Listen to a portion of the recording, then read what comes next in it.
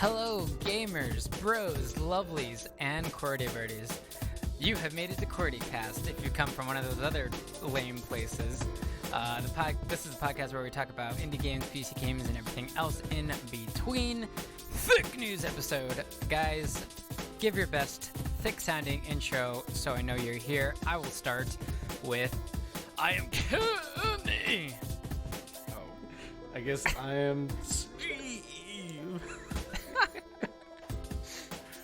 I'm Andres. It was like a I strain. am Dave. Thick. The I mean, legend. sweet. So thick. Super strained thickness. Yeah, we have a lot of news today. Lots of stuff has happened in the gaming world. So we will get right into it. Dave, you're going. Wait, who's going first? I don't know who's leading this. Is it Steve? Who's in charge here? Until that happened, I was gonna say how, like, when you first started your intro, or the intro, it sounded like I was listening to the podcast already because we just got our new upgrade on the QWERTYcast channel to level 2, Hey. and the voices just sound so clear. Yeah, we are very clear. Yes. We are clear and ranked up. No I think latency. indie news, and then that thick news segment was going to be our first thing. Thick news. Well, it's happening. We're in thick news right now, which is just normal news, just thicker.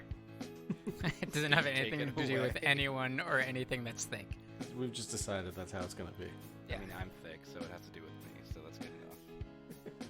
All right, let's have Steven give us what you got. All right.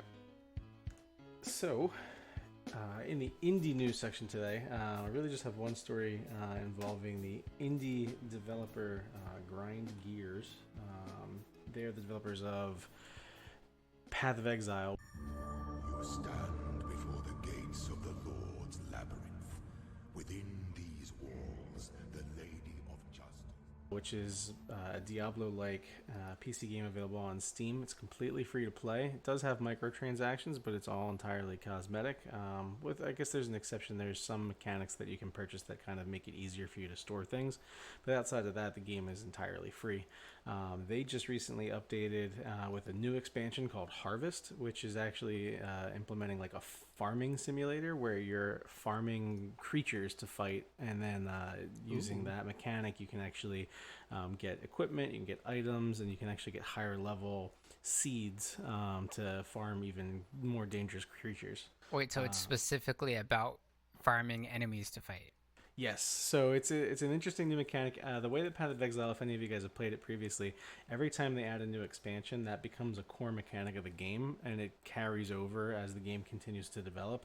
So every expansion that they've come out with, you can basically go back and play those aspects, or they've integrated those aspects into the new end game.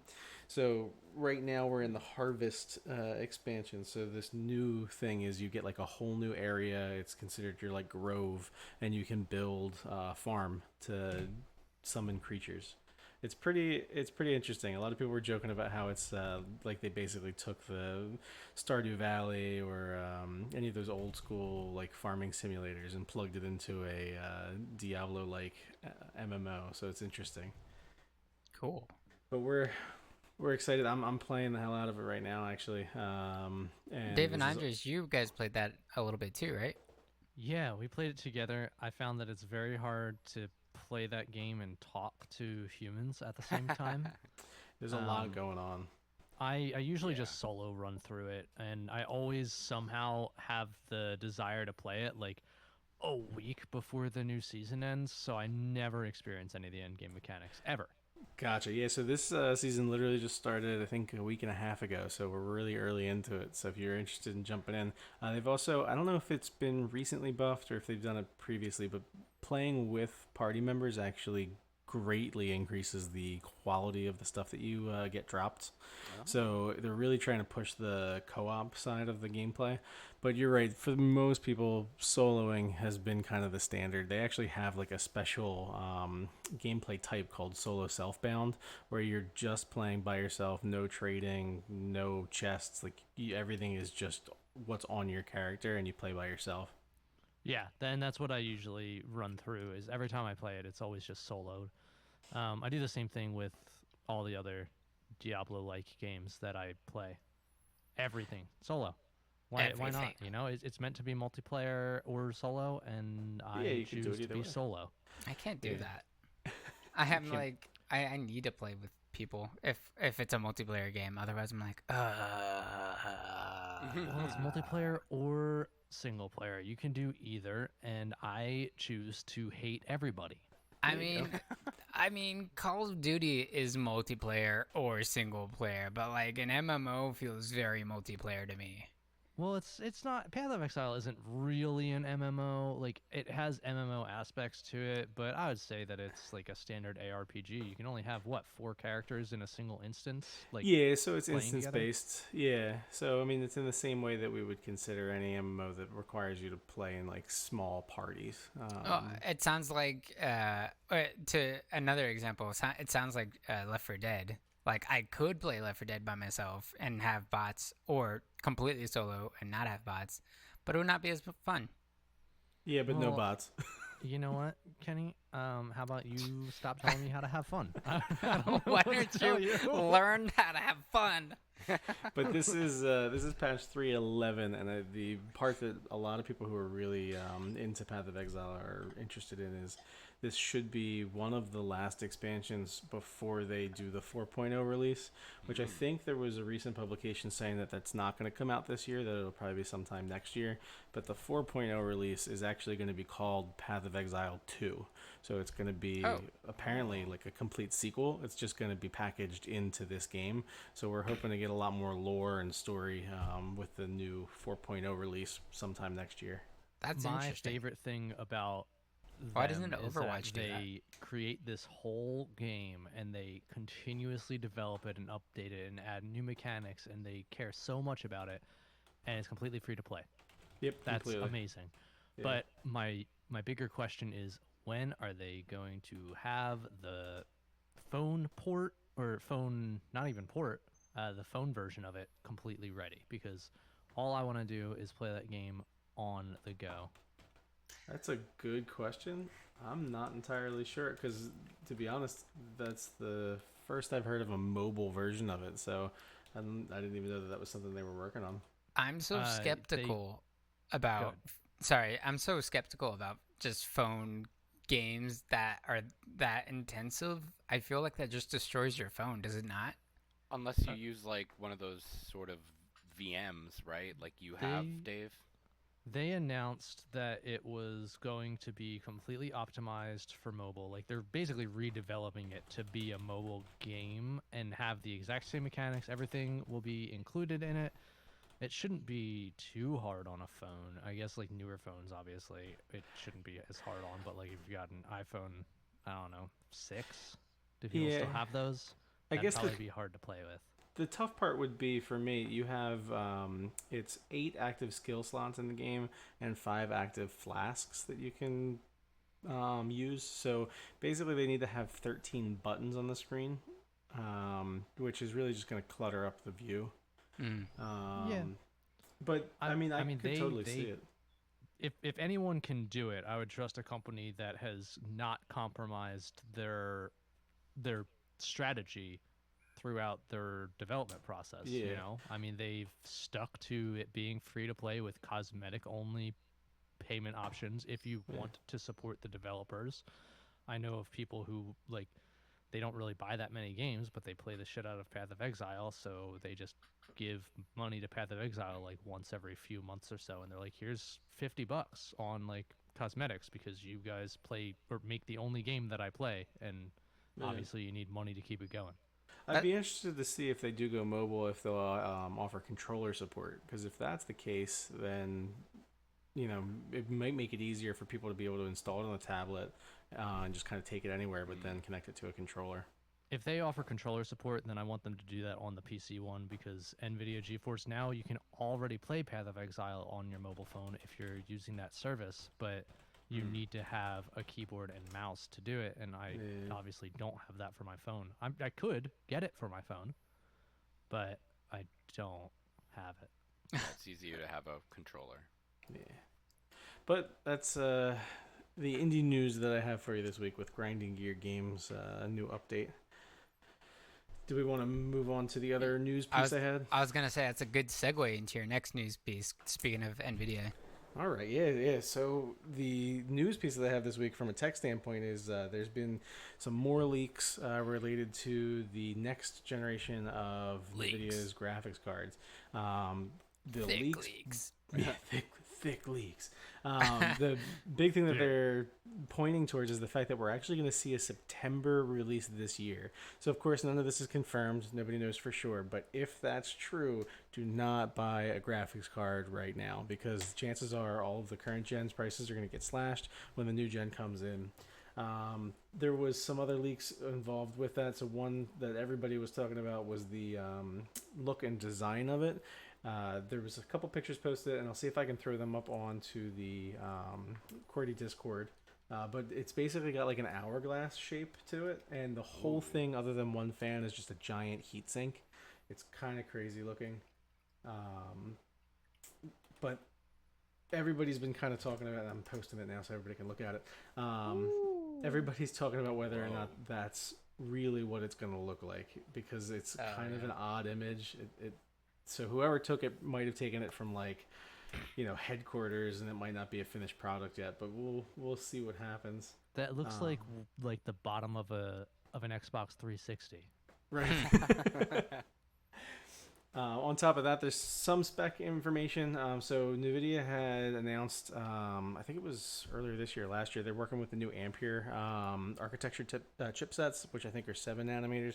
Basically, to put it in simple terms, they're managing to pack a larger amount of performance in a smaller amount of space and using a much less energy. So we're just really expanding the capabilities of chipsets nowadays. And so if this new graphics set involves the new Ampere technology, they're looking at basically, I think somebody had said that it was going to be like 3,792 cores in the new graphics card. It's just an insane amount of processing capability. And they're looking at, from an energy standpoint, it should be 50% less requirement. So you won't have to have huge, power supplies in these giant desktops. You can still pull it off. That's awesome, because even if you spend the extra money on a higher graphics card and everything, like, you end up saving some costs in operations of your PC, which is a phenomenal way to, save the planet a little bit more. I mean, you're fucking running a shit ton of electrical power to play video games, so you're not really doing much, but it's better than doing nothing. Yeah, it's nice. Yeah, I mean, eventually we'll get to a point where you can just use a AA battery and you're good to go. It'll be crazy. But as far as what we're looking at, basically, NVIDIA usually releases their sets as the 3070, the 3080, and the 3080 Ti. Or sorry, normally they do 7080 and 80 Ti. So if they were going to do that this time, it'd be the 3070, 3080, 3080 Ti. One of the leaks is suggesting that they're actually going to, in the initial set, just release, instead of the Ti version, go straight to a 3090, which would be a little bit of a difference from what they're used to doing. But either way, most people have a consensus right now that the 3070 will be very comparable to the current 2080 Super. So if you already have the 2080 Super, you're pretty much, at the top end of the list. So it wouldn't make sense to get the 3070. Unless you want to look cool. You want an hourglass inside your computer to really talk about the amount of time that you've spent on it. But yeah, there's just so much information and nobody's 100% sure. But if it does release in September, which would be amazing, definitely not want to consider purchasing any of the existing cards, because this is going to blow the market away. Fuck them. Yeah, I mean, that's great. If I have a job and money again, I want to buy stuff for a new computer, or to upgrade my computer more specifically. Though, once again, I want to just reiterate, I want to buy stuff for an AMD because I invest in them and I want their stock to go up for my own selfish needs. So buy AMD. I would definitely benefit from it. I was going to ask, like, what is NVIDIA's closest competitor when it comes to graphics cards? It's definitely AMD. AMD. Yeah. And AMD I mean, really, they're is the only used two in on the so market. many things. Like, they're usually used in all the game consoles. I know that they're in the next gen game consoles. I believe is AMD on both Xbox or Microsoft and Sony's side. Oh. And then I think they're in the Switch, but I can't recall. And AMD usually gets a lot of deals with phones as well. Yeah, AMD gets a lot with phones. Usually, so Apple will switch back and forth with their contract every few years. I think right now they're on the Intel cycle again. But you'll see that it'll show up in some of their laptops and desktops, the iMacs. Intel just announced as well, while I was in my office, i.e. the bathroom, I found an article that Intel Tiger Lake just got a new benchmark release. So it's the Intel Tiger Lake. I don't know, is it X to the E is how it appears as like a Sounds like a rap I'm song. so glad you all laughed. It's just typed with a capital X and a lowercase e in texts, but on the graphics it looks like it's X to the E power, essentially. It's designed by Elon Musk's newborn. With 768 cores and 1.3 gigahertz. That's Clocks insane. benchmarked. Yeah, I mean, it's just moving now. The chipset architectures are insane. So I think I'm running Krabby Lake. I don't fully understand their naming conventions. I know that the last 4 iterations have all been something Lake. Before that, it was something Bridge. I mean, each time something new comes out, I always get excited because that just means that our computers can do just a little bit more, and hopefully we'll see tech in general evolve because of that.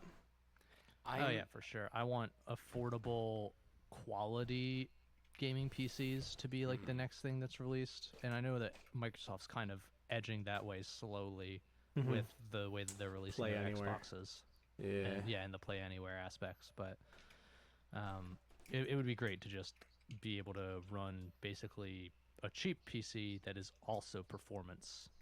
Yeah, it's something we'll have to talk about in the future if we get a lot of people who are interested in the custom build side of things. We can do the QWERTY recommended builds, because there are you can save money and still build a decent system. Hell yeah! I'm actually working on a computer build right now. Oh, very nice. It's kind of ideal that I've been doing this research recently, because everything you said in this segment I think would have probably gone over my head a little bit more if I hadn't been freshly looking into graphics cards and stuff like that. Well, yeah, and if you're looking at budget cards or you're building something right now, obviously this is going to be a little while before they're released. I do want to say that the price points, just so you guys kind of know where they think it's going to be hitting.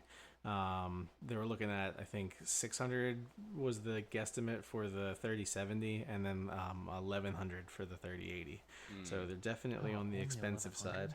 Yeah, I think it was either 11 or 1199, but yeah. That's a lot. That's a lot of money. It's a but lot. it is brand new technology, and they True. got to pay for their R&D somehow. Yeah, but yeah, definitely, Andre. If you're building, you're picking up that terminology and figuring it all out. I think it's something that everybody who's really nowadays any field, but if you're doing anything tech related, building a PC at least one time is such an educational and informative process. Yeah. Yeah, and And it's if very anyone's looking to build a PC, what I was kind of telling Andres is first of all, I use pcpartpicker, and that's a really great. Yeah, it's a really great way Thick to site. just thick site. Thick site. It's a really great site that lists all the components that you need. It tells you if they're compatible. It gives you links to different sites to buy them, and it gives you your total, so you kind of know what you're spending and what will work. And then beyond that, just it'll give you from what they give you, you can do your own research and get educated. Yeah. Well, and they have a Get smart. whole section of their site dedicated to recommended builds where other users have put together computers. And so you can actually sort by the word budget, and you'll find a huge number of PCs that are put together exclusively for the purpose of trying to reduce the price but still maintain a really high output. I've done that before, and then I try to shop using those same relative parts, and the deals just aren't there anymore, because some people they post those, and then because tech moves so quickly, within a week or two, those sales are all gone, and that like $350 or $400 PC build jumps up to like 700. It's true, yeah. So I definitely use it first as a checklist and then second as a deal finder, because you may still be better off finding your own deals. I know, like with the last build, the one I'm working on right now, I ended up just purchasing almost everything through Amazon because at the end of the day, even though some components were cheaper and some components were more expensive, it was just easier and cheaper on the More shipping to convenient, get it all from one location. Yeah. Yeah. Also, if you've got like a Prime credit card. Oh yeah, Disclaimer: this is not sponsored by Amazon in any way. Unless they want to sponsor us, but still, fuck you, Jeff Bezos. Yeah. Give us a couple of million and we'll sponsor you. But PC Part Picker will show you everything from like Tiger Direct, Newegg.com. What are some of the other places? I know there's a place actually close by me in Pennsylvania, Micro Center. You they can also usually got filter good it. deals. You can take Oh, those okay. out. I think. Like I Nice. think Yeah, you no, can I think just you be should be like, able to. only show me major retailers or show me anything that includes rebate options, and I always take those ones out Yeah, because I know rebates that are I'm nice. not going to follow up on a rebate. Yeah, I know like Micro Center's almost got like an always deal where if you purchase a motherboard and a chip CPU at the same time, you get like 30 or $40 off. So it's like just a straight off the top every time. And that's a great deal if it's like $30 or $40 off, and it's still a great deal if it's a rebate. It's just that I'm not going to take the time to mail in a rebate. Well, yeah, for $40. I think rebate's old technology. Nobody uses that anymore. Nobody uses it, but they still offer it. Well, yeah. But yeah, looking forward to some new tech. We'll definitely be talking more about it as we go forward. And Andre, when you get your build together, will you have to post all the specs so we can kind of like talk about it? Yes, absolutely. I've actually I've been sharing it with like Kenny and some other people, but once I have essentially I did what you said. So I've used it first, PC Part Picker. I've used it first as a list. So I like sourced from maybe 5 different builds, some on YouTube, some on Part Picker. And now basically this whole summer I'm just going to check all of my parts and try to get everything on the cheapest. And Kenny's actually selling me his graphics card, so I'm going to hold off on spending a lot of money on one of those until there I you go. really see something good. Second hand is always a good way to go. Exactly. High five. There's also, for those who have never seen this, you can also get sometimes cheap deals. Some people will just buy like on Black Friday or any of the other major days, Prime Day and all those sales. Sometimes people will just buy like multiples of those PC deals, and they'll sell them for roughly like a small markup, or if they can't unload them, like if you just wait 2 weeks, some people will have bought so many of them that they start selling them for a markdown. Like my friend bought a deal that was supposed to be like $500. He waited like a week or two on Craigslist and found it for like $350 because the guy was just like, I can't, no one wants to buy it from me, so I have to sell this and get some of my return. Yeah, and whatever you do, don't ever buy anything from Wish, and they can come and sue us, but that website sucks. Oh my You guys god. ever heard of Wish? Don't looks invite like them a to sue mess. us. There was a guy actually who did a YouTube video about buying graphics cards from Wish. If you guys aren't familiar, Wish is like a marketplace that does a lot of advertising via like email and text messages, and usually they have like some like catchy advertisement where it's like get 30 flash drives for $2 or something like that. But the guy bought like 4 different graphics cards from him and opened them up and found out that they were all flashed to think they were better graphics cards than they actually were, and it wrecked his computer. Whoa. Yeah. Don't use Wish. Yeah. Oh my gosh. I've always just been. I've just seen it on Facebook ads and been like, this looks like the shadiest thing Oh, ever. it's so shady. Yeah. But we can probably move on. Don't sue us, Wish. No, honestly, I don't think they could. It looks like it's a I know they overseas listen to company us. anyway. I don't think we have extradition over there. So. True. We, you know what? I mean, we don't have to say that objectively they're terrible. We just think that they're terrible. You can't sue us it's for an our opinion. opinions. Yeah, this is true. Well, Got him. Not in America. They could just arrest you. Too dark.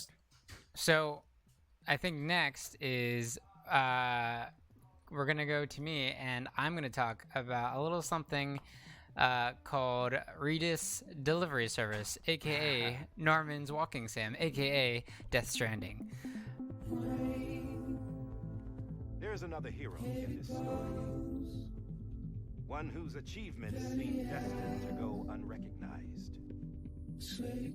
America still needs Which it originally came out on, I think, just the PS4. Is that right? That's Pretty correct. sure, yeah. Yeah, and now it's finally coming out for the PC, which I'm so excited to play. It's with Kojima Productions, and they make great just art. They just make great art. And for those of you who don't know, it's an action game set in the United States during the aftermath of the eponymous Death Stranding. Death Stranding. Eponymous They used Death the Stranding. name. They used it. I didn't expect. Well, I should have expected it. It's in the game. Obviously, I haven't done my research. It caused destructive creatures from a realm between life and death to begin roaming the earth, and we control Norman Reedus, aka Sam Porter Bridges, courier tasked with delivering supplies to the fractured and isolated colonies that remain and reconnecting them via wireless communications network. So it sounds like a lot, but it's, from what I've heard, very beautiful and unlike any other gaming experience that you would have previously had. So I'm very excited about playing that, and I will be streaming it. It's coming out, I think, on July 14th. So this episode will be out, and then shortly afterward, I will be streaming Death Stranding. So keep an eye out for that on our Twitch. And then even more shortly afterward, Paper Mario comes out. Oh, snap. Well, Hideo Kojima is known mostly for the Metal Gear series, right? Which I've never actually played myself. Have you guys played a lot of that? I've not dabbled too much in Metal Gear. I've seen a lot of the talk about Snake's thick butt, but that's about it. Yeah, thick. I feel like Cam's played a bunch of it, but only because I know Cam plays Snake on Smash. But yeah.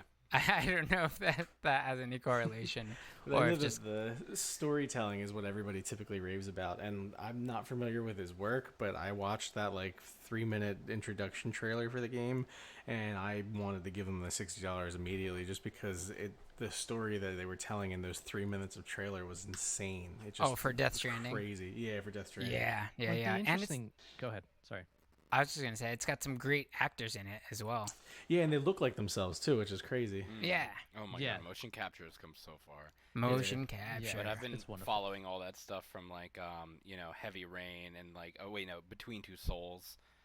All of the BTS what's her from name? Between Two Souls. Ellen Page. Ellen Page, yeah. And Willem Dafoe.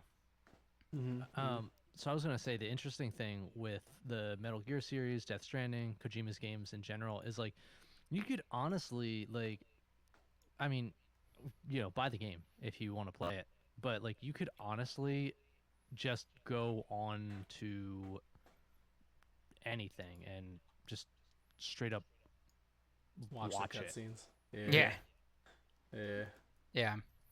I feel that way. I'm playing Last of Us right now, and it's like such a great story, but you could totally just watch the cutscenes and get the majority of the content. Yeah, I'm ready to be blown away. I am very, very excited about it. Yeah, you should definitely stream it. Yeah, I know a lot of people have probably played it and watched it, but in case you haven't, you should definitely check me out doing it. Hey. Anyway, the next pick me.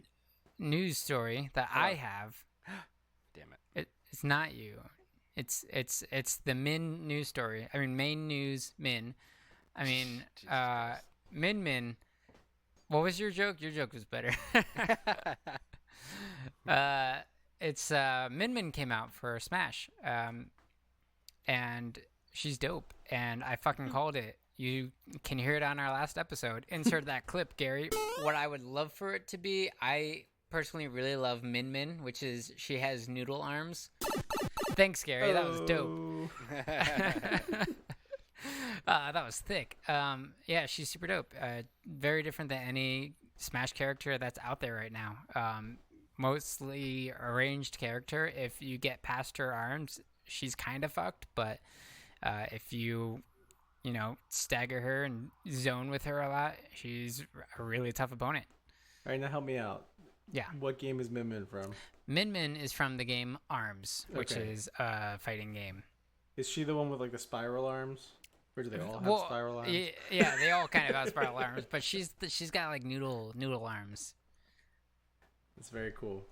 Yes, she's awesome. But that's all the news I have.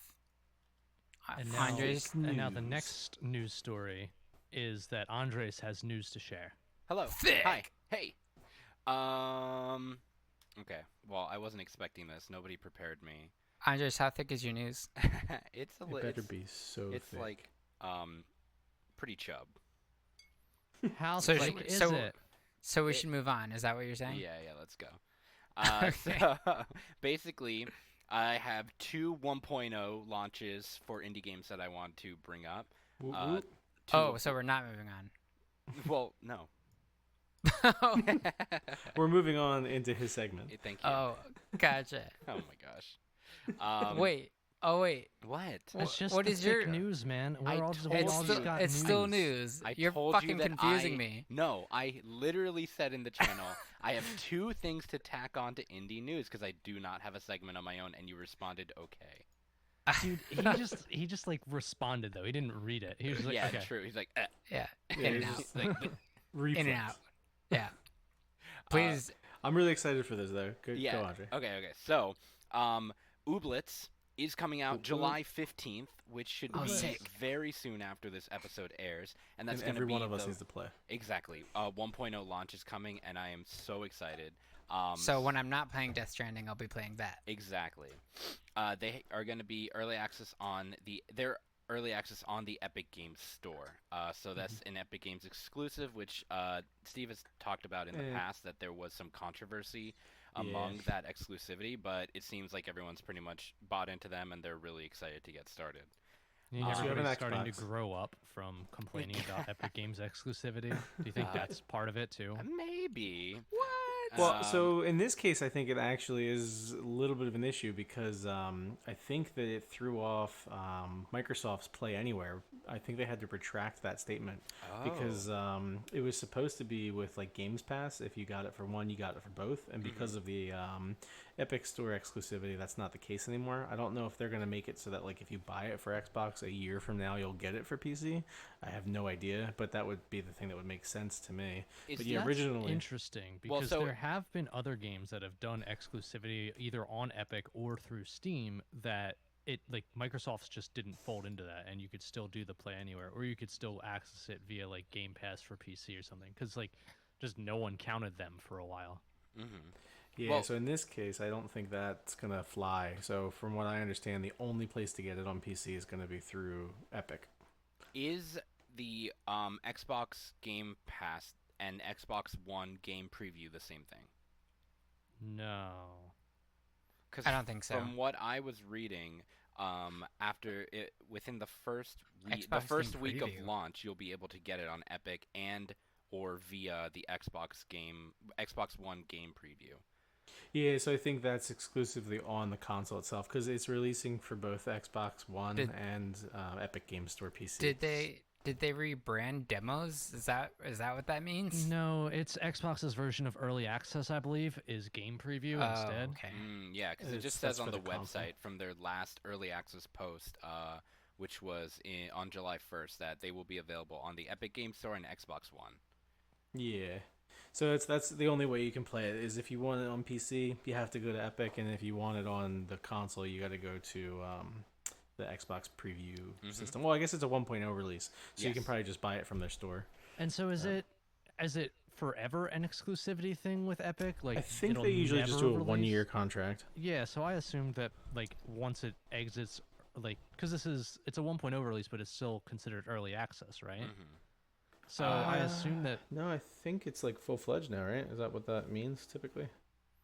So excited to finally announce our early access release date, July 15th. Ah, yeah, that's so- interesting that they're so using. That's one- why okay, it's game yeah. preview. Okay. 1.0 is just like that's the first version that they consider playable enough to have out. So I think if you were to buy it on like Xbox Play Anywhere, it would probably be once the full game launches. I would hope. If it ever leaves early access, which is where that gray area gets extremely frustrating. Yeah. Right.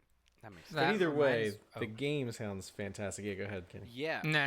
I was gonna swap topics a little bit, but not really, but kind of. Okay. I mean, it's kind of similar. It was just talking about the exclusivity thing because Titanfall just came out for Steam, which was that previously giant package. Yeah, which was previously exclusive on Origin, which was EA's game platform. Yeah. Didn't we say a lot of Origin exclusives were going to Steam? Yeah, so they moved, I think, 25 franchise games over to Steam, and there's been a lot of discussion about that, and there's a lot of opinions about that, and I think a lot of it has to do with the fact that their Origin numbers are down, because we tend to see a cycle with EA and their Steam release. They'll give games to Steam, and then they'll take games away from Steam, and then they'll give them to Steam, and then they'll take them away, and it really just goes up and down with their player base. Yeah, I mean, I think that EA just needs to give up on Origin. Like, maybe still do their service of like, hey, subscribe and you get access to all of our games. But like, that's their EA Access. Yeah, EA Access, and I think that they should just have the EA Access stuff, and they should just get rid of they should exclusively use Origin as a way to use your EA Access or something, and then just release them and sell them wherever possible at this point, because clearly nobody wants to play everything on Origin. Right. That's why they need to re-release this stuff on Steam eventually. They've got some great games, but not great enough to make me want to just be on Origin. Yeah, well, I don't know if you guys have picked up any of the games that got slid across to Steam, but when you purchase them through Steam, you do get it added to your library, and you do get to attach all your achievements and everything, but it actually still requires you to open it through Origin.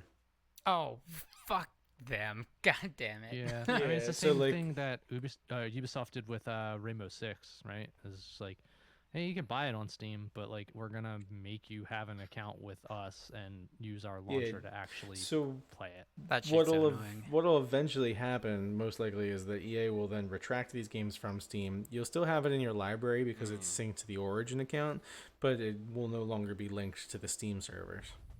Got it. Yeah. I think I just want to start trying to migrate more and more over to GOG. GOG.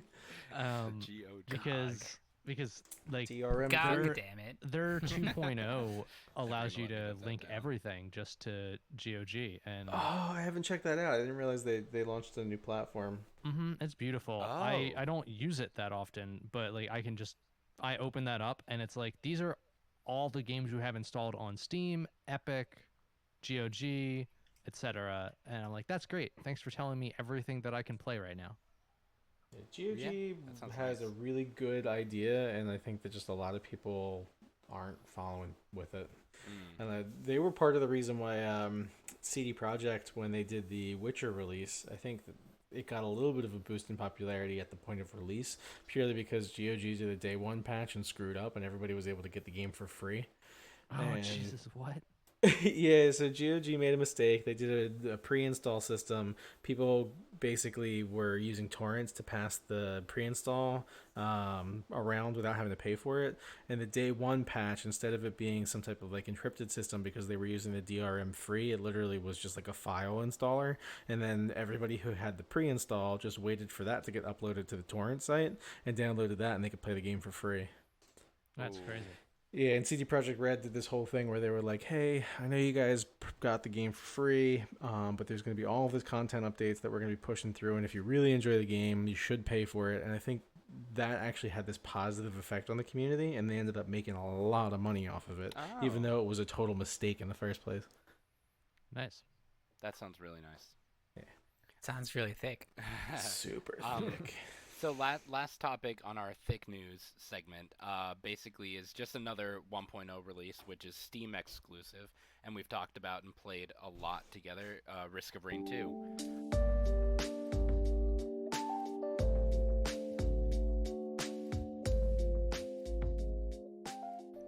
Risk of Rain 2 is still slated to release the 1.0 on Steam in August, and then on all other platforms like Switch, Xbox One, and PS4 in the fall.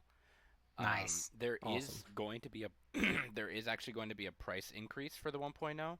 So it's going to go from $19.99, which it is right now in early access, and it's going to go to $24.99. And Are they so going to be that's- adding any content? Sorry, again.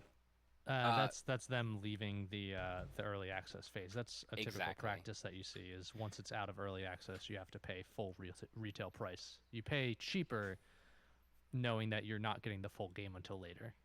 And honestly, If like, I ever. think that's fair because they have Yeah. added a significant amount of stuff since True. early access started. They have had a regular catalog of new things coming in. They have that calendar of their release dates, and it's been pretty much on point this entire time, including with other platform releases. So I encourage people to definitely pay that, but if you don't want to, just buy it now while it's still cheaper, or if you're listening in the past before we release this, it's on sale right now, and it will probably be on sale again before it releases the 1.0.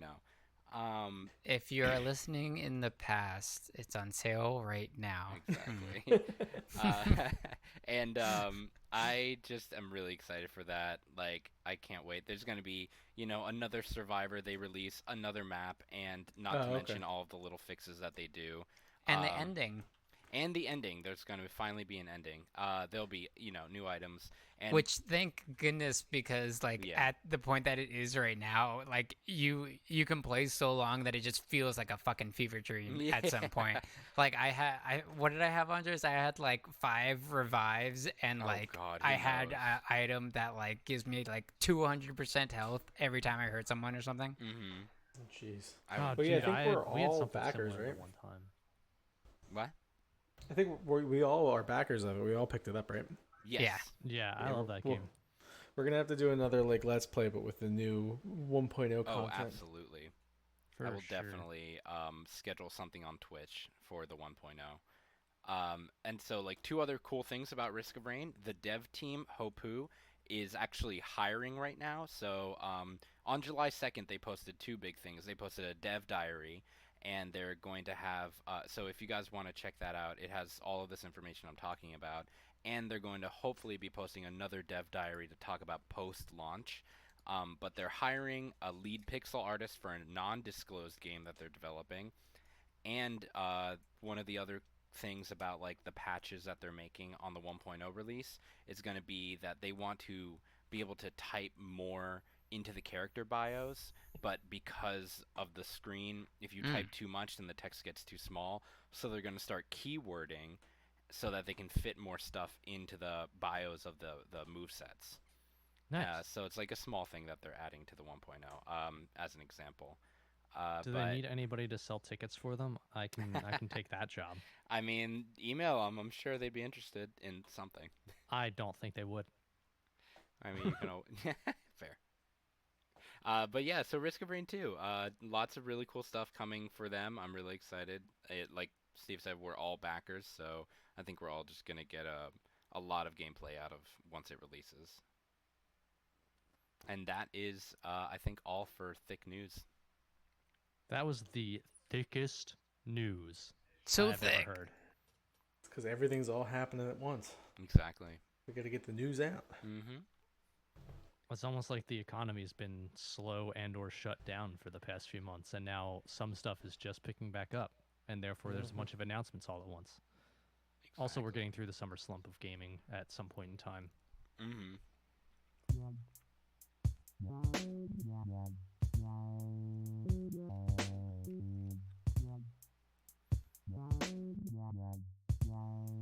It's good music. Yeah, yeah, I'm feeling wobbly now. This is you, Dave. By the Yeah, way. I thought it might have been. This is Dave's saves. No, this is not. Though I do have some. It's minor official. news. I've already said it. Well, but All right, that's Dave saves. Let's do all it. right, but that's not. No, that's something else. Oh God, you're gonna confuse everybody. Well, you were gonna do indie game book club, and then you were like, nah, which is part of what this is. So instead of Cam's corner, because Cam's not here, we got Dave saves. Logic. Right, but the indie game book club's name is going to be changed eventually, and that you may have just given a potential title name of the indie game book club away. Sorry, sneak peeks. But ignoring all of that, yeah. So I don't have anything for the book club this week. Game book club, indie game. But we will have a brief review of 2 games for the next recording, and those games will be posted and announced today for our Patreon subscribers. And I do have to make a correction. On the last episode, I said that it was $1 to holler. It is in fact, But we've made it thicker. $2 to holler. It is way thicker. It's 100% thicker. Yeah. Anywho, so in lieu of having a review of an indie game that really wouldn't have taken a long time to play, but I just didn't play it. It's been quite a couple weeks. I've been playing a lot of board games with my roommates, well, tabletop games, I should specify. And so I wanted to just highlight a few of them. None of them are new games by any means. I think the earliest one was released in 2002, and the latest one was released in 2009 originally. But I just wanted to give you guys, maybe you guys have some friends that you like to play with, whether that's like online some way or just in person. Maybe you are like me and you live with 4 other people, and sometimes all of you want to do something that's not just watching TV or imbibing in substances that alter reality. Yeah, and sometimes, they all get along. Yeah, sometimes. That's actually a really uncommon thing. But so the first one that I wanted to highlight, I'm sure everybody has heard of it in some way. It's Munchkin, which is a deck card game. Does anybody not know of Munchkin? Here, of you guys. So no, nobody does not know of it. Gary putting crickets. Awesome. Got it. So it was written by Steve Jackson, illustrated by John Kovalik, I assume, published by Steve Jackson Games, and released for the first time in 2002. Just as a quick recap for our viewers, and I guess you guys, using a combination of door cards, treasure cards, and 1 dice, players crawl through a dungeon and level up by killing monsters, and that's also how they acquire treasure, which can help increase their character and make their character the strongest possible, which is kind of the goal of the game, is to be super strong, because the first person to reach level 10, with some exceptions, wins. This is probably the most straightforward of the 3 games, because the concept is so simple, but it still can take, like, with a full group, several hours to play, especially if you guys have never played it before. Which, tabletop games usually a good time investment, but still very fun. It's cool because it's kind of like a super simplified D&D like, so that people who don't want to sit through and actually imagine everything have something that's a little bit more structured. Yeah, that's a good way to put it. Yeah, absolutely. And it's obviously it's never going to take as long as a campaign. But it I mean, we played the first time that we played it. I had played it 1 time. My other roommate had played it 1 time, and 2 of our roommates had never played it before. And it took us, I think, 3.5 hours to get through the game, because it was just like, oh, what does this card do? What does this card do? And this? But I mean, it's super fun. We've been playing it with 4 people, and I think that's a good amount to play it with. But there are plenty of expansions for it to change how it's played, and increase the length of it, and possibly the strategy and therefore difficulty of actually winning. The next game is another deck card game, and that one is called Gloom. It was created by Keith Baker and first published by Atlas Games in 2004. Not Atlas Games, the ones that make the JRPGs. Atlas Games, the tabletop games publisher. You know, just so you know that like Catherine and Gloom and Persona were not all the same publisher. Has anybody played Gloom here before? I don't think I have. I think I own it. I mean, I got it. I don't think I have played it in years and years, but I own it somewhere. I remember seeing it every time I move. Okay. I actually love this game. We played it last night. We played 3 games over the course of, I think, like 4 hours. I like that you can stack cards and you see like transparently. Yeah. So basically, the cards are all transparent and they stack on top of each other with different modifiers. And the goal of the game is to make your family as miserable as possible before they die. And like kind of you can determine how much you want to go into it. You can like give the characters they all have like little background texts on them, like flair text, and you can expand on it as much as you want. You guys can like create a whole story based around what little they have to work with you. Good way to, you know, fix your improv skills. Call back to last episode. What do you mean fix? Just keep nothing. going. So basically, even though it like seems like a simple game, once one family dies, the whole game ends. And if you're not paying attention, that can happen really quickly. Like someone can just swoop through and like win the game in 20 minutes or so. That actually happened to us once yesterday, where like someone just wasn't paying attention and they like did something that basically within one full round of playing, and of course it's the luck of the draw too, but like within one full round, the person that they had thought that they were screwing over, they actually handed the win to, and that game ended in like 20 something minutes. But it was, you know, it was all luck of the cards as well. So like it sounds like a dope game actually. Yeah, it's super fun. And if you have I mean 3 to 5 people, the thing that I like about it, you could play it with 2, but I don't know that I would. But the thing that I like about it is each family is a family of 5, but you discard one of them. And so you end up with 4 cards that were from different families. And if you want to have a 5th player, you just bring that person in with those 4 leftover cards. So it has its own versatility built into the game, which cool. I really, really like. I guess basic rules would be that if your character is alive, their points don't count at the end of the game. And you can only kill characters who have a negative self-worth, because otherwise, you know, they're just too happy to die.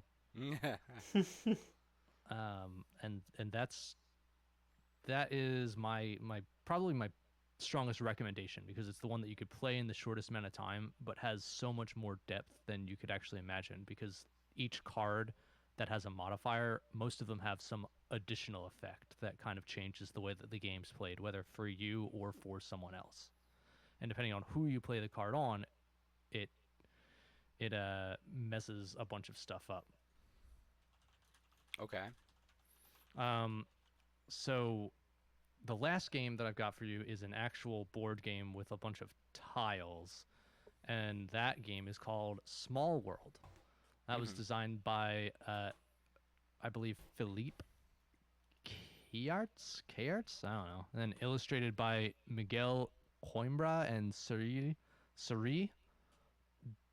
I can't. I'm going to butcher this even more. The more I do of this. That's why I always say just like, maybe I'll insert it later, or just say the game and people can read it later.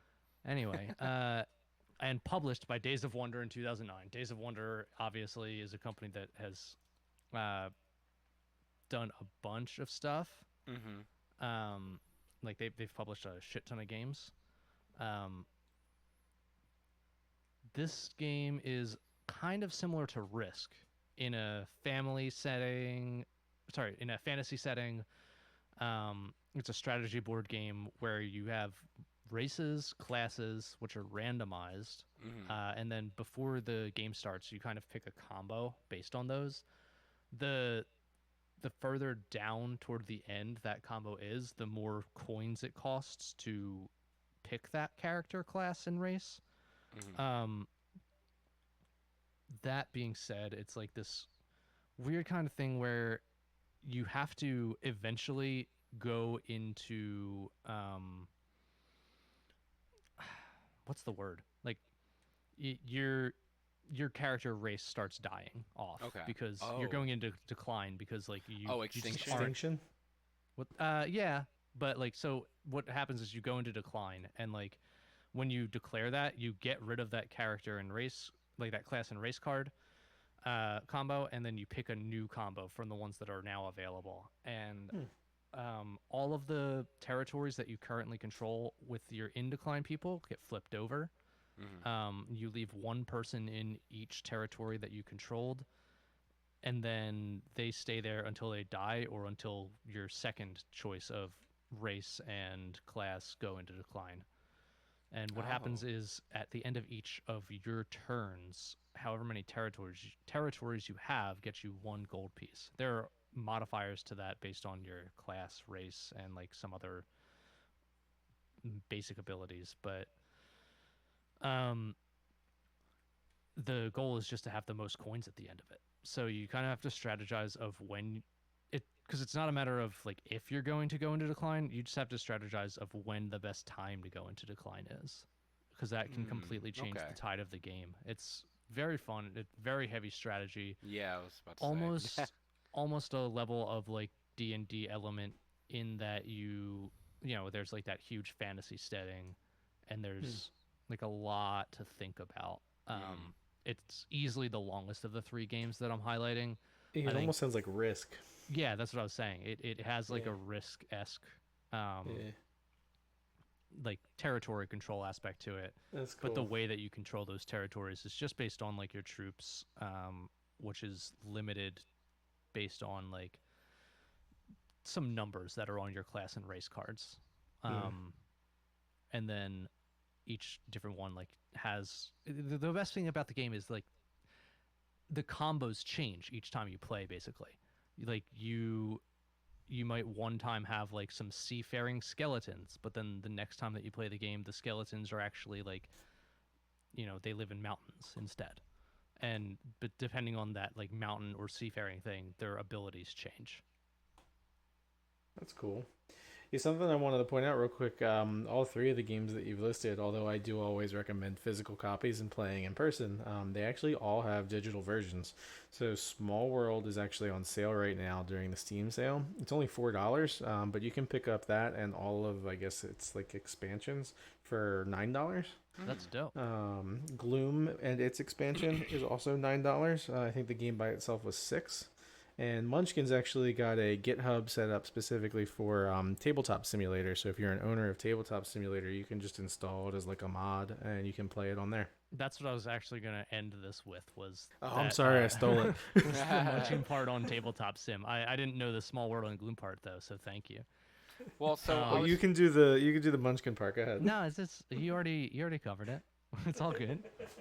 I'm sorry, Dave. I'm sorry. I will warn you guys though that like the Munchkin on Tabletop Sim was kind of hard to find because all of the main ones in the workshop are different languages. So you have to actually download a few that seem to be in English to find the one that works. Oh, interesting. Okay. Yeah, because I was just looking into that the other day. Well, Gotcha. with that disclaimer noted, that is really cool that the other ones have digital versions. Other and that they're games both that on have... sale. Yeah, that's true too. We should get these and do some either Parsec or just Discord streaming.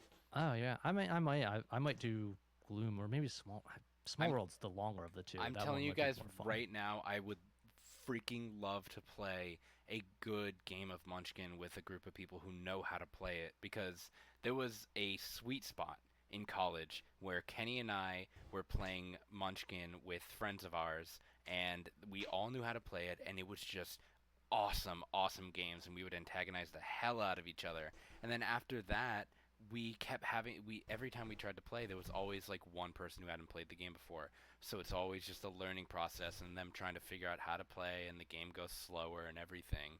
And they're not as like quick-witted to like, you know, antagonize each other. So if we can get a game munchies for Munchkin. What? Getting the munchies for Munchkin. I really am. I'm so ready for some Munchin. No, I mean, I've always enjoyed the tabletop games, and digital copies are just so much more accessible nowadays, just because of the fact that a lot of us are, you know, isolated. So anything that's available digitally and still satisfies that, like, tabletop feeling is definitely a good game on my book. Yeah, I 100% agree with that, and I think that that's a good thing to explore. I would absolutely do Small World or Gloom as their own game digitally, and then I know that a couple noteworthy ones would be Ticket to Ride has a digital version. I think that's regularly on sale. And then what's the other really popular one? Catan, yeah. I was going to say Catan, and then Carcassonne, which is another one with that same publisher, and they're both super accessible on digital versions as well. Ticket to Ride is also on sale. It's only $4, and you can get the entire expansion collection for $23. Wow. Note that this is as of time of recording. They may or may not be on sale when this is released. I apologize, listeners. Buy it in the past. Yep, listen to this, travel back in time, give us the time machine, because we have some shit that we need to get taken care of, and then buy these, and then play them with people. And then forget that any of this happened until we return the time machine in the future, but then use it to go back into the past again. Yeah. So moving it'll make sense when it happens. Into the future. Yeah. That way, well, you have to close the loop, otherwise you create a paradox. Exactly. A temporal pair of socks. So that's all I've got, honestly, for this. I enjoyed it. Nice. Thanks for letting me talk about some tabletop games. We've been having so much fun at our house just playing those. They sound like awesome suggestions. We'll have to check them out. Yeah, absolutely. Same here.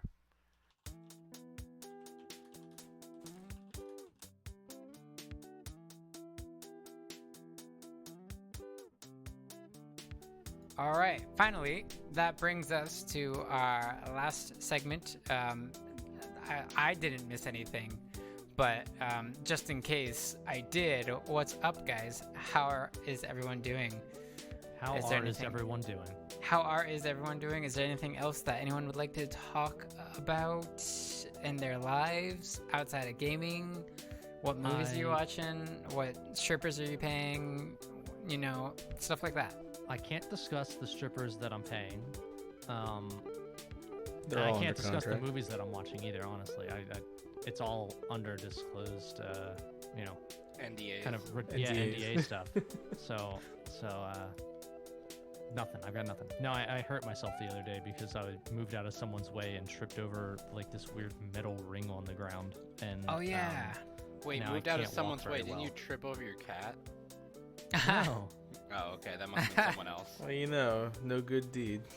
Yeah, I went to go get myself iced coffee, and then I was like, I'm gonna buy bagels for my whole house. Aww. And so I bought bagels for everybody. I'm walking back. I've got a bag of coffee beans. I've got the bag of bagels. I've got an iced coffee in my right hand. I'm wearing a mask because I'm being socially responsible. Did you spill it all? I spilled a quarter of the coffee on myself, but the lid stayed on. But I moved out of this person's way because they were walking in the middle of the sidewalk, being an asshole. They refused to move, so I was like, I'll just go toward the curb. And then some other completely different asshole, must have at a different time, left this weird metal ring. I don't know what it was. It's just a ring of metal. And it was just on the ground, and my feet got caught in it as I was moving out of this person's way. So it constricted my feet. I fell on the ground. Oh my God. Slammed on the ground. I can't walk properly right now. My left knee is completely bruised. Like the whole knee is bruised. Oof. My right knee can't bend all the way.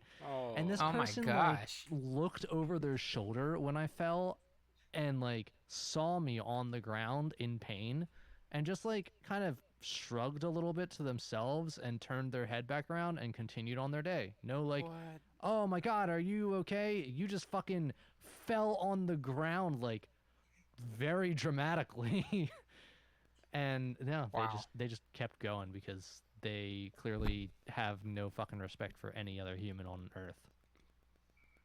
Holy That shit. sucks. Did you get your beans in your bagels by accident? They Or Yep. did you Did get your you get bagels your- into your beans?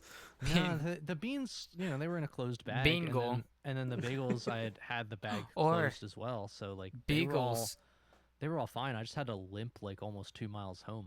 Oh my God. You didn't almost accidentally create the coffee bagel and just destroy all of police's like early morning routine?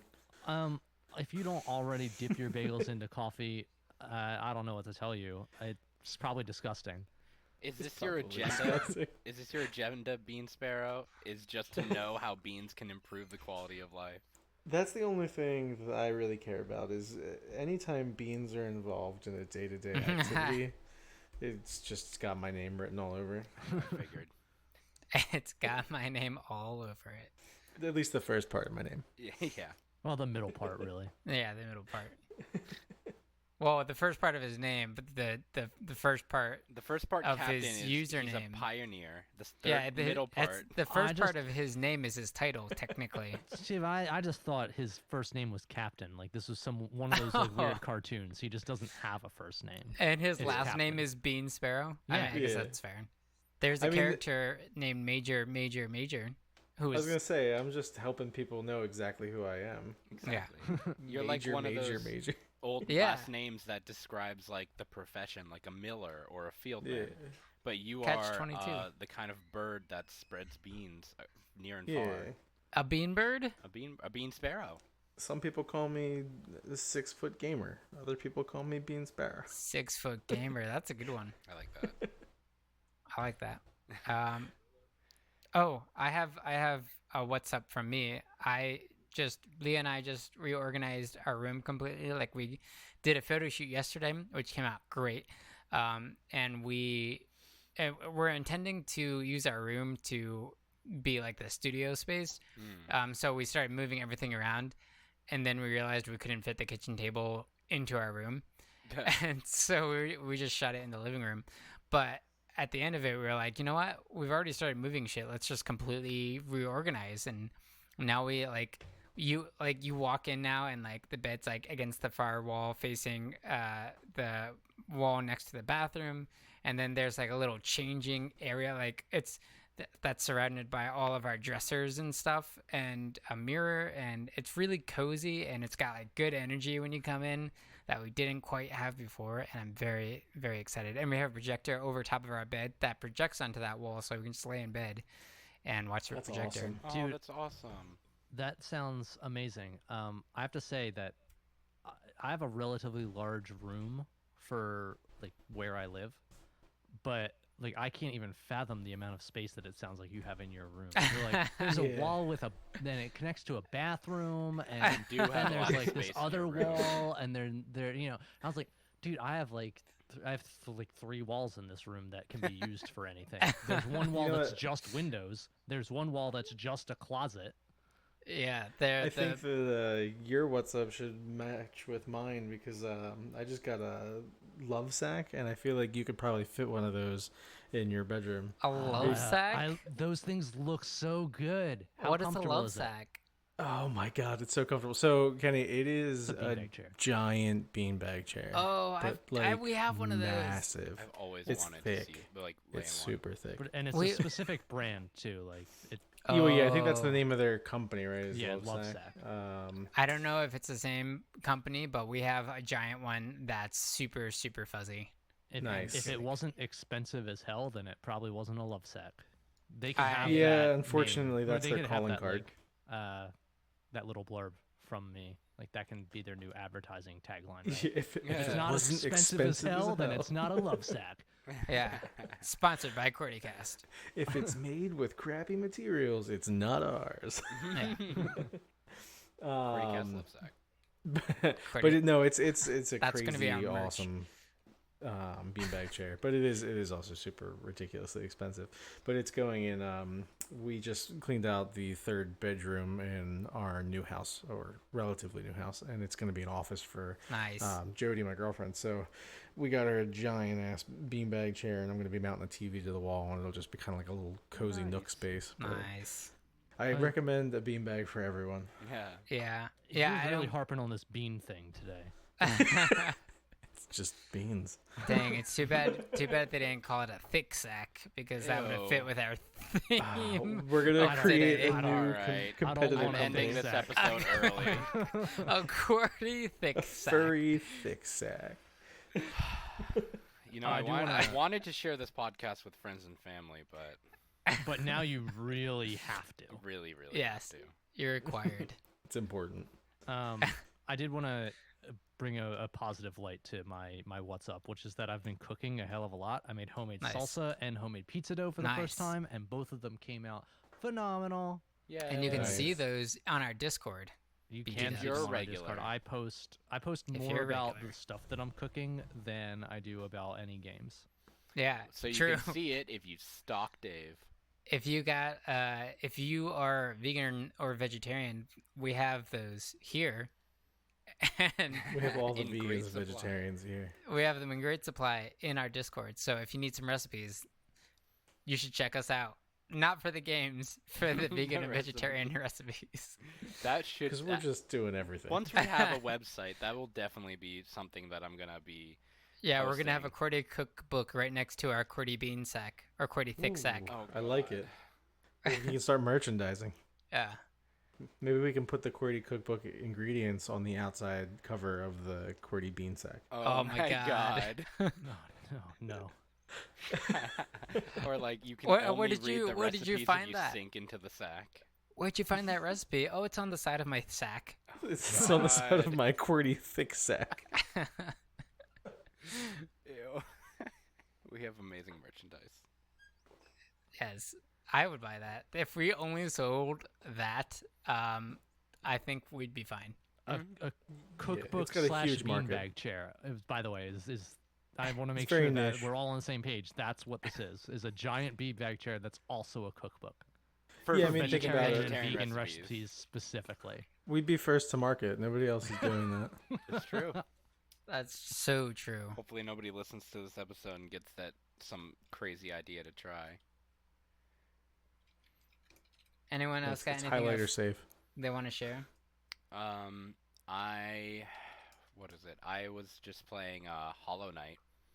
Oh. For the first time. It was one of those games of my like, I know no matter what, I'm gonna start playing this and it's gonna be amazing and I'm gonna love it, and it is. So it's the thing that I'm obsessed with right now until my hands hurt until 4 a.m. when my eyes get very dry. Nice. Hollow Knight is basically, I guess it's kind of like in that Souls-esque way that it's very, very beautiful in this dark and like creepy sort of way, but it's just very gorgeous. I'm trying to remember what the name of the artist was from the guy who inspired all of the art from Alien, but it kind of reminds me of that guy. H.R. Giger, I think. Yeah, H.R. Giger. Yeah. The guy who does all those like crazy, weird alien-looking visuals that are mostly in grayscale. Yeah, exactly. And so, like, imagine that, but kind of cutesy, because the whole point of Hollow Knight is that it's all, like, the size of bugs. And it's published and developed by Team Cherry, and I'm just enjoying the hell out of it. It's not that new, but it is, like, a fan favorite amongst a lot of circles. Wow. Yeah.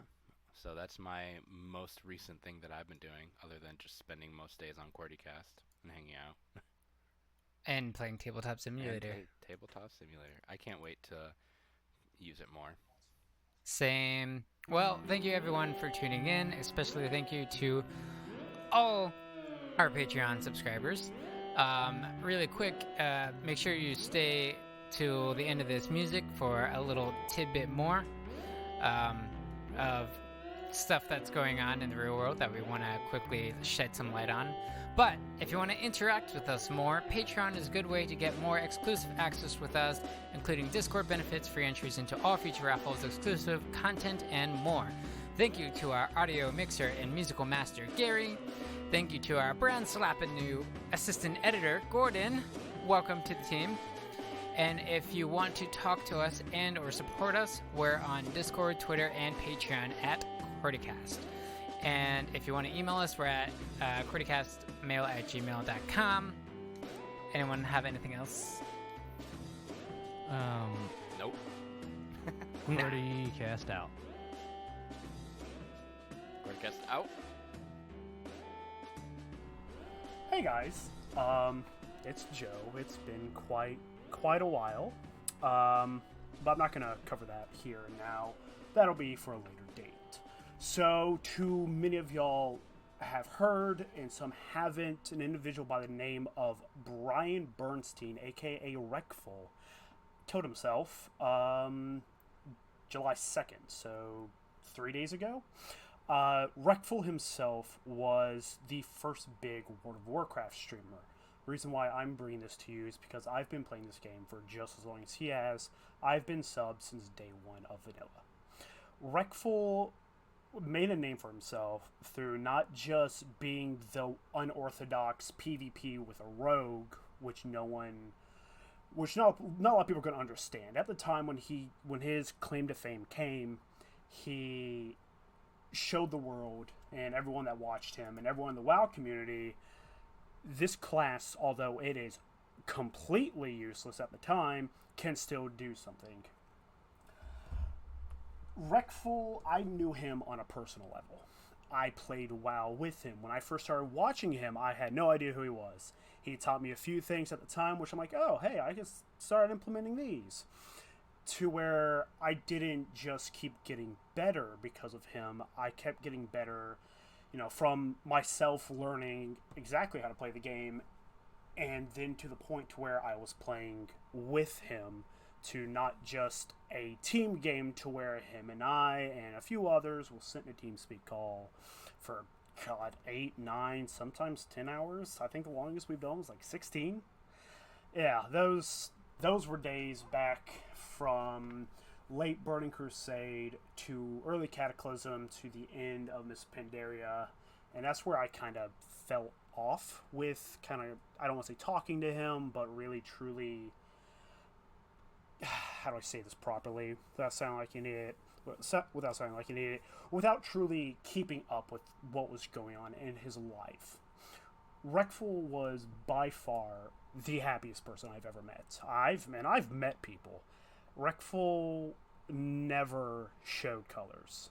No matter what happened, he was always happy, chipper, always wanting to do better for others and more for others.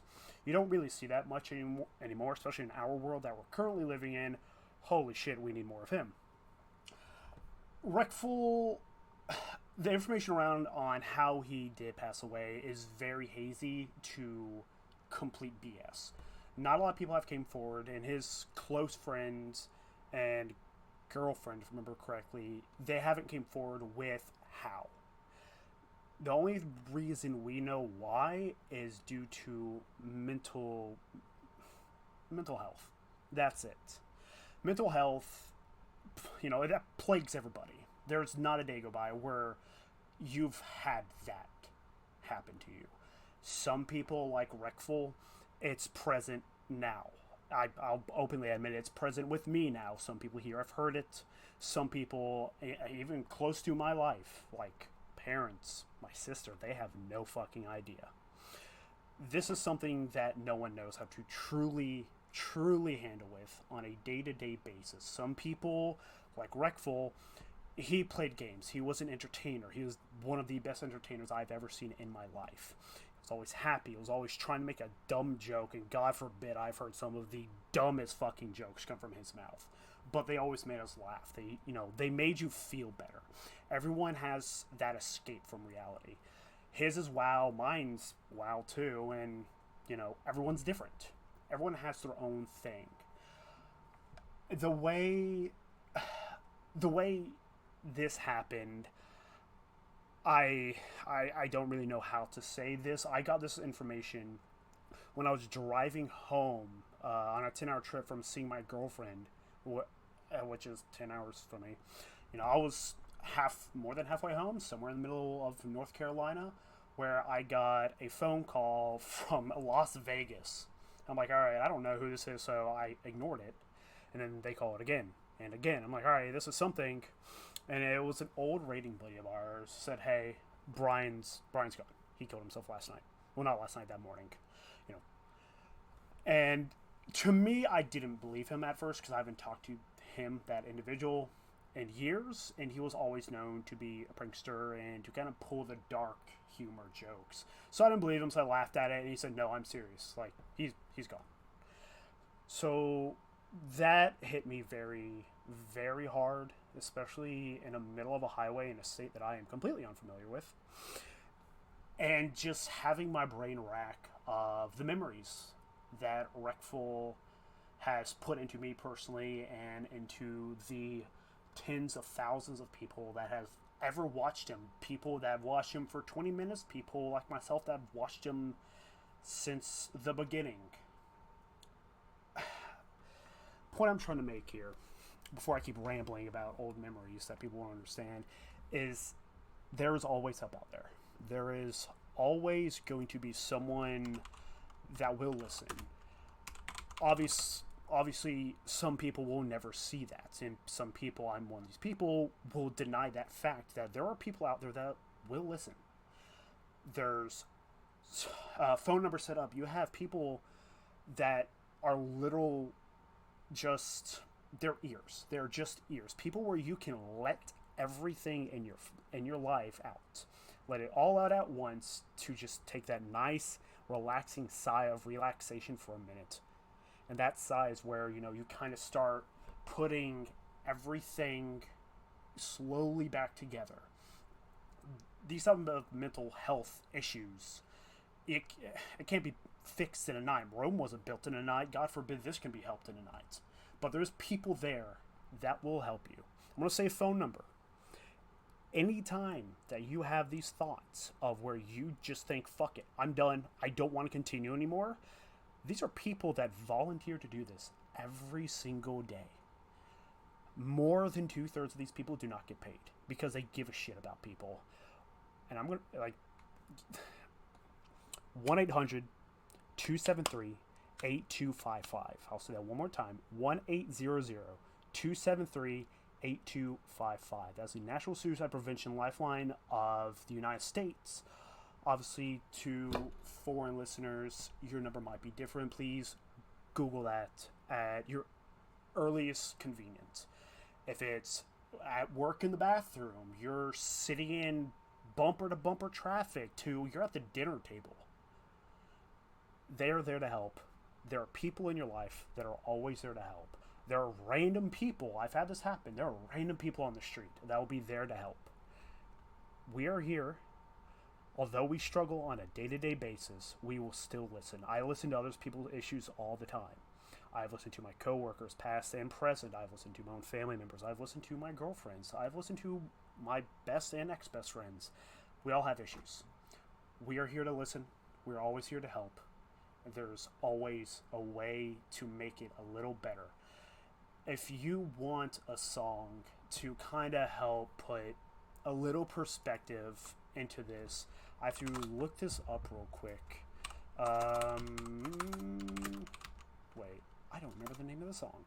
It'll come to me here in a minute. But alright, it's actually gonna bug me. Welcome to my brain, where I can't deal with one thing. Make It Stop by Rise Against, September's Children. These are children that, if you listen to that song from beginning to end, towards the middle of the song, he starts listing off kids and how old they are that aren't on this planet anymore. And if you watch the music video, there are what you think are actors, but are actually the real people that went through those struggles of talking to someone, finding some form of help, and seeing what they became. One guy in particular, he went from about to hang himself, from a noose in his bedroom to becoming a senator because he talked to one person. His story is on YouTube.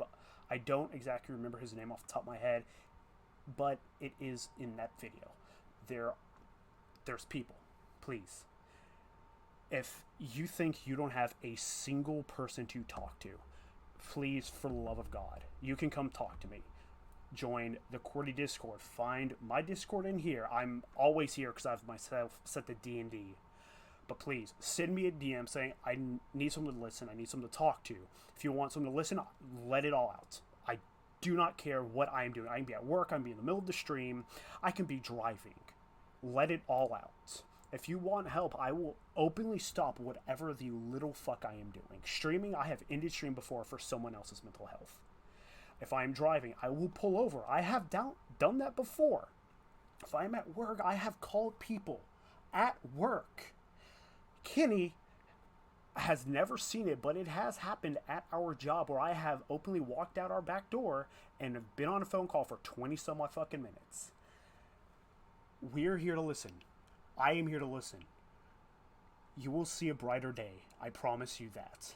And on that note, I'm going to end it here so I don't stop. Well, so I stop myself from fucking rambling because God forbid I haven't been on a podcast in months because of work. But anywho, I'm going to get out of here. Y'all have a wonderful night. Don't do anything stupid. And remember, we are here. We will listen. Peace out and stay safe.